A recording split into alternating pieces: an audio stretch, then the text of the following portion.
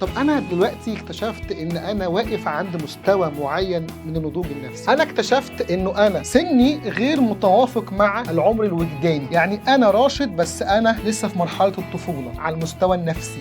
طب عايز أنضج، أعمل إيه؟ في الحقيقة إن إحنا نقدر نرجع للطفولة على المستوى النفسي والروحي. إزاي ده يحصل؟ الطفل أو المراهق اللي أنا عايزه ينضج هو لسه موجود جوايا، فأنا أقدر كأنه يكون عندي علاقة مع نفسي وأشوفني أنا محتاج إيه. أقدر أتعامل معاها من خلال إني أقبل إنه موجود، إني أقبل إن أنا واقف في المرحلة دي، وإني أسمح لله والآخرين إن هم يساعدوني، لأني لوحدي مش هقدر. لما بنيجي نتكلم على احتياجات نفسية في مبدأ مهم قوي، الاحتياجات تسدد من خلال العلاقات. لما نيجي نتكلم عن العلاقات، عندي علاقتي مع الله دي علاقة، علاقتي مع نفسي دي علاقة، علاقتي مع الآخرين دي علاقة. فممكن من خلال علاقتي مع الله يساعدني إني أنضج على المستوى الروحي والنفسي، إن يكون عندي علاقة مع نفسي. أوقات الله يحط في حياتنا ناس يساعدونا إن إحنا نكون نفسينا، يقبلونا، يحبونا، لأنه الإنسان لوحده إنه يمشي مرحلة النضج ويكبر لوحده دي عملية صعبة جدا، لأن التغيير عملية مرهقة